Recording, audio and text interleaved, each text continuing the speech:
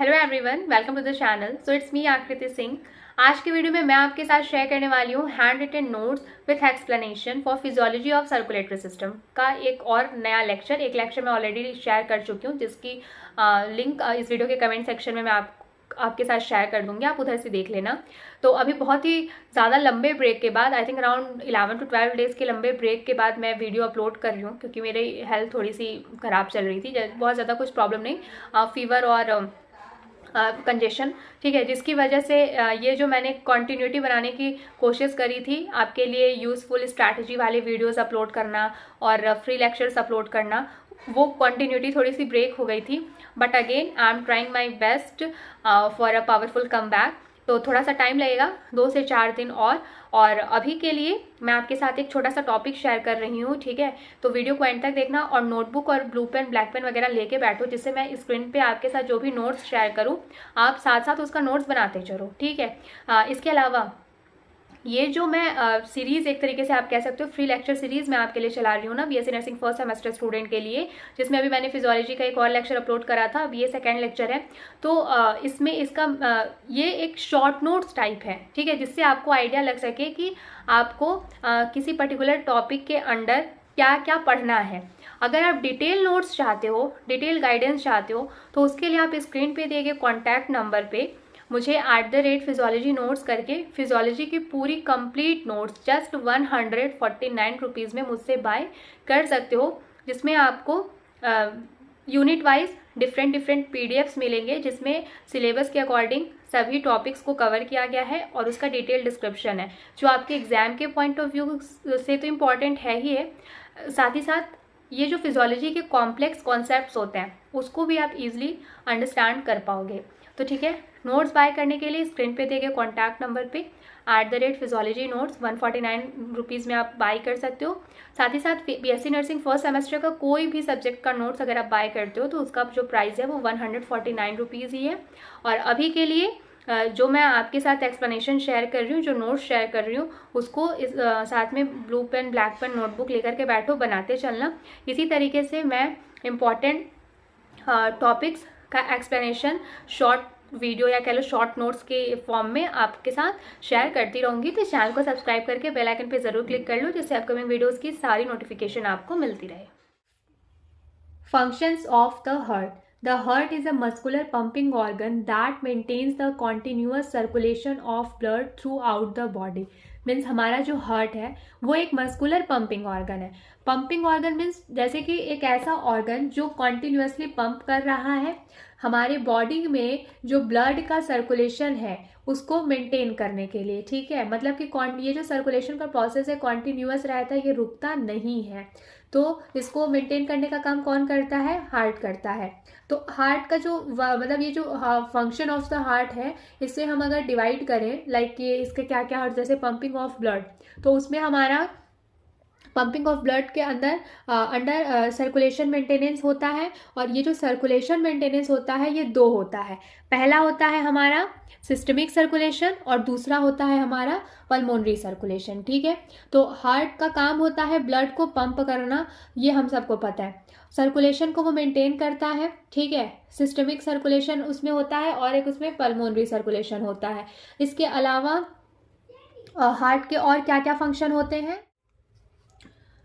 Oxygen supply, ठीक है, nutrient supply, removal of waste products, regulation of blood pressure, endocrine functions, support in thermoregulation, immunity support.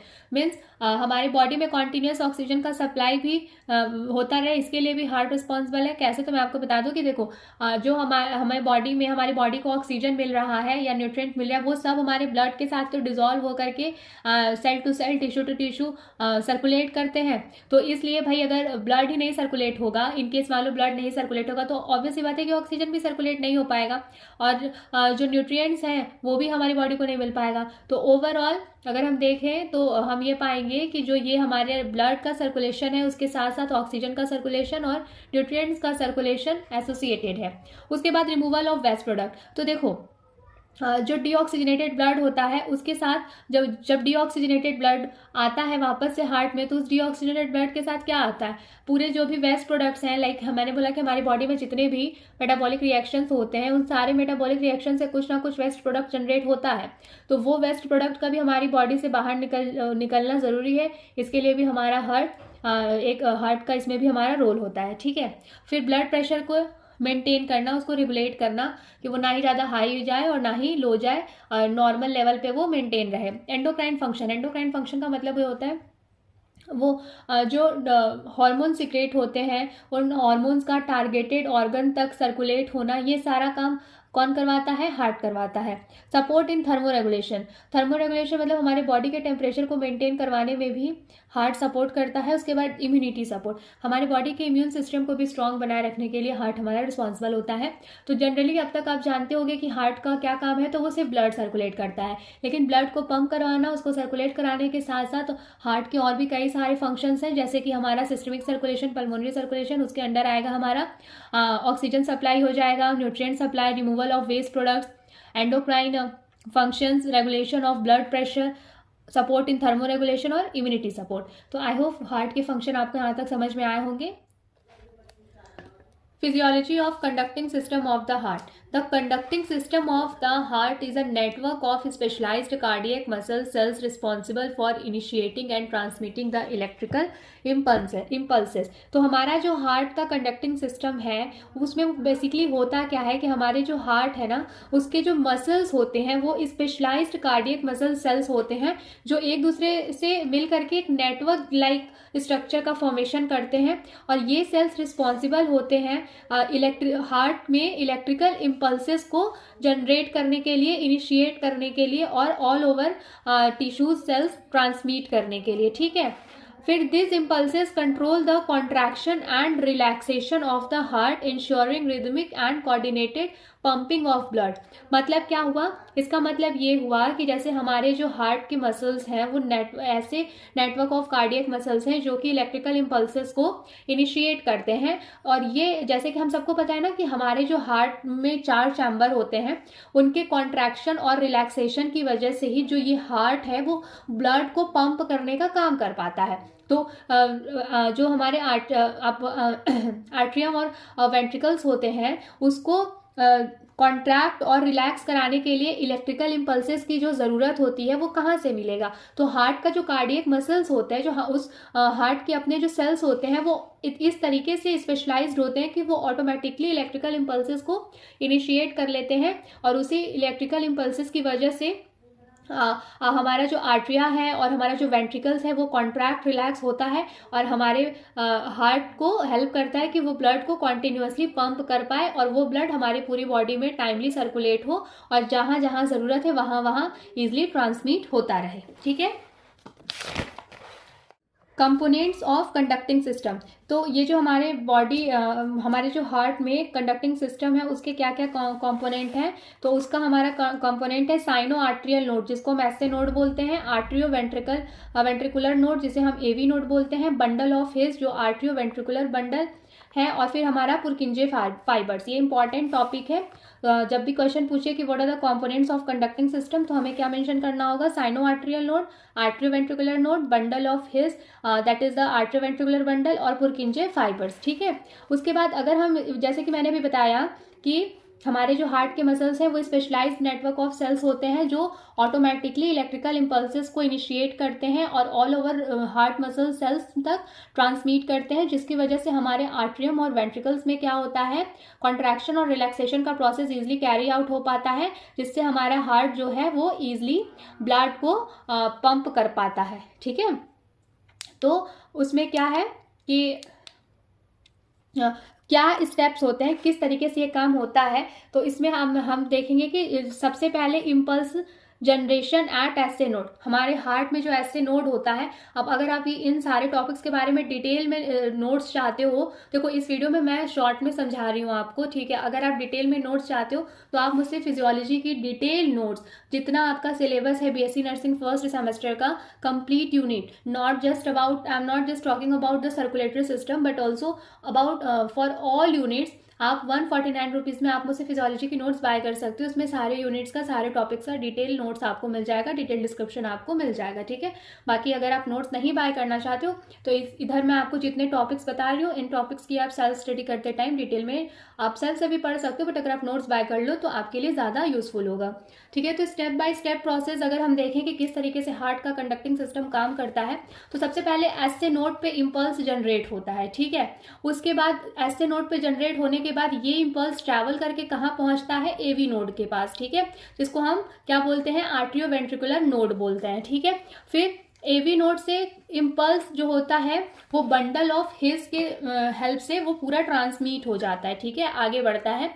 फिर impulse splits into right and left branches. हमारे जैसे कि branching का क्या मतलब होता है, दो साइड्स में डिवाइड हो जाना। तो ये इम्पल्स मान लो ऐसे नोड से स्टार्ट हुआ, फिर एवी नोड तक पहुंचा, फिर बंडल ऑफ हिज के हेल्प से पूरा ट्रांसमिट किया, एंड देन दो पार्ट राइट और लेफ्ट में ब्रांचेज में स्प्लिट हो गया, डिवाइड हो गया।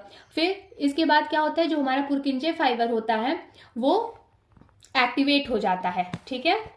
तो जब ये इम्पल्सेस, ये जो इम्पल्सेस हैं जब ये डिवाइड लेफ्ट और राइट में स्प्लिट होते हैं तो फिर ये इसकी वजह से पुरकिंजे फाइबर जो है वो हमारा एक्टिवेट हो जाता है। तो भाई पुरकिंजे फाइबर के एक्टिवेशन का इतना क्या ही रोल है जो हम डिस्कस कर रहे हैं, तो इसलिए हम इसको थोड़ा डिटेल में देखते हैं। तो पुरकिंजे fibre spread the impulse through out the ventricular muscles. जैसे ही पुरकिंजे फाइबर हमारा एक्टिवेट होता है तो हमारे जो वेंट्रिकल्स होते हैं, हार्ट के जो दोनों लोअर चैम्बर्स होते हैं, और जो हमारे हार्ट के, मान लो हमारे हार्ट में 4 चैम्बर्स हैं, ठीक है, 4 चैम्बर्स हैं। तो ये दो ऊपर का आपका आर्ट्रियम हो गया और ये दो नीचे का वेंट्रिकल्स हो गया। तो ये जो नीचे वाले दो वेंट्रिकल्स होते हैं ना, इसमें इम्पल्सेस को इस पूरे एरिया में इम्पल्स को स्प्रेड करने का काम, फैलाने का काम कौन करता है, पुरकिंजे फाइबर, ठीक है। तो इससे क्या रिजल्ट मिलता है, जो वेंट्रिकुलर कॉन्ट्रैक्शन होने लगता है, ये जो वेंट्रिकल्स है इसमें कॉन्ट्रैक्शन होता है, ये ऐसे लाइक ये ऐसे जो डायलेटेड है ये ऐसे कॉन्ट्रैक्ट हो जाता है। तो इससे क्या होता है कि हमारा जो ब्लड है वो बाहर की ओर पंप आउट हो जाता है और लंग्स में जाता है, ठीक है। राइट वेंट्रिकल्स, जब राइट वेंट्रिकल्स में कॉन्ट्रैक्शन होगा तो ब्लड कहाँ जाएगा, लंग्स में जाएगा। और बॉडी में कब जाएगा ब्लड, जब लेफ्ट वेंट्रिकल कॉन्ट्रैक्ट करेगा तो वो ब्लड कहाँ, वो लेफ्ट वेंट्रिकल से ब्लड निकल के पूरी बॉडी में सर्कुलेट होगा क्योंकि वो ऑक्सीजनेटेड ब्लड है। और राइट वेंट्रिकल से ब्लड निकल करके लंग्स में जाएगा, क्यों, क्योंकि राइट वेंट्रिकल से जो ब्लड पंप आउट होता है वो डीऑक्सीजनेटेड ब्लड होता है, ठीक है। तो आई होप आपको कन्फ्यूज़न ना हो। तो भाई कन्फ्यूज़न ना हो इसके लिए आपको डिटेल नोट्स की ज़रूरत पड़ेगी। तो डिटेल नोट्स के लिए स्क्रीन पे दिए गए कॉन्टैक्ट नंबर पे आप मुझे @फिजियोलॉजी नोट्स करके मैसेज करके 149 रुपीज़ में आप मुझसे फिजियोलॉजी की कंप्लीट नोट्स बाय कर सकते हो, ठीक है। अब हम आगे बढ़ते हैं, characteristics of conducting system sales, ठीक है, कि जो कंडक्टिंग सिस्टम सेल्स होते हैं इसके क्या कैरेक्टरिस्टिक्स होते हैं। तो देखो सबसे पहली चीज़ ऑटोमेटिसिटी, मतलब कि जो हार्ट के सेल्स होते हैं वो ऑटोमेटिकली उसमें इलेक्ट्रिकल इम्पल्सेस जनरेट होते हैं, उसको किसी एक्सटर्नल स्टिमुलेशन की ज़रूरत नहीं पड़ती है।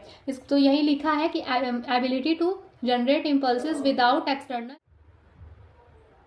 इसके सेकंड कैरेक्टर की अगर हम बात करें तो इसका सेकंड कैरेक्टरिस्टिक्स है हमारा रिदमिसिटी, मतलब कि रेगुलर जनरेशन ऑफ इम्पल्सेस, क्योंकि भाई हार्ट तो कॉन्टिन्यूस वर्क कर रहा है ना, वो रुक नहीं रहा है। तो इसका मतलब जो उसमें इम्पल्सेस जनरेट हो रहे हैं उसका रेगुलर जनरेट होना है, तो इसलिए रिदमिसिटी मतलब कि एक रिदम, एक उसमें कॉन्टिन्यूस फंक्शन की तरह आप उसको समझ सकते हो, उसमें कॉन्टिन्यूसली जो इम्पल्स है वो जनरेट हो रहा है, ठीक है। उसका जो थर्ड होता है हमारा characteristic, that is the conductivity, ability to transmit impulses efficiently, मतलब कि अगर एक पॉइंट पे इम्पल्स जनरेट हो रहा है तो वो जितने भी उसके नेटवर्क ऑफ सेल्स हैं, जितने भी नेटवर्क ऑफ मसल सेल्स हैं, कार्डियक मसल्स हैं, उन सब सेल्स तक ट्रांसमिट हो पाएगा अच्छे से, एफिशिएंटली, बिना किसी ऑब्स्टेकल के, ठीक है।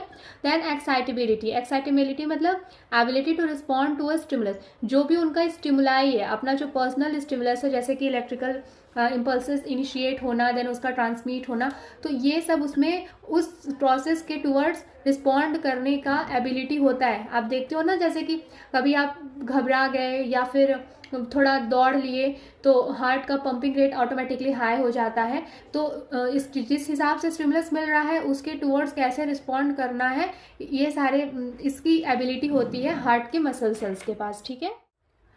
तो सर्कुलेटरी सिस्टम के कुछ टॉपिक्स, इंपॉर्टेंट टॉपिक्स थे, जिसका एक शॉर्ट नोट्स मैंने आपके साथ शेयर किया है। अब अगर आप इस यूनिट में मतलब फिजियोलॉजी ऑफ सर्कुलेटरी सिस्टम को और डिटेल में पढ़ोगे तो आपको उसके बाद कार्डियक साइकिल की physiology, stroke volume, factors affecting sino SV node, AV node जो होता है, ठीक है, वो सारी चीज़ें। देन उसके बाद आपका cardiac output, physiology of blood pressure और पल्स, ये भी कुछ इंपॉर्टेंट टॉपिक्स हैं जो कि सर्कुलेटरी सिस्टम के ही अंडर आता है, जिसकी डिटेल नोट्स के लिए आपको जस्ट स्क्रीन पे दिए गए कॉन्टैक्ट नंबर पे @physiology नोट्स करके मुझे व्हाट्सअप करना है, ठीक है।